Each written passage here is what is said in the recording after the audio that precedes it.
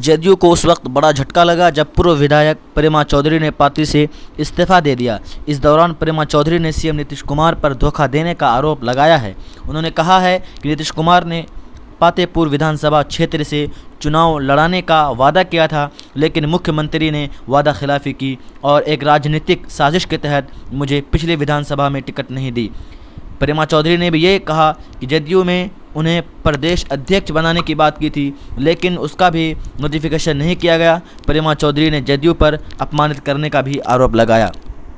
उन्होंने कहा कि आगामी अक्टूबर माह में अपनी पुरानी पार्टी राष्ट्रीय जनता दल में शामिल होंगी। आपको बता दें कि वो पूर्व विधायक प्रेमा चौधरी ने बताया कि विधानसभा चुनाव में भी अपमानित करने का आरोप लगाते हुए जदयू का दामन थामा था, लेकिन अब प्रेमा चौधरी का आरजेडी में मोह भंग हो सकता है और वो फिर से अपने पुराने आरजेडी में वापसी कर सकती हैं।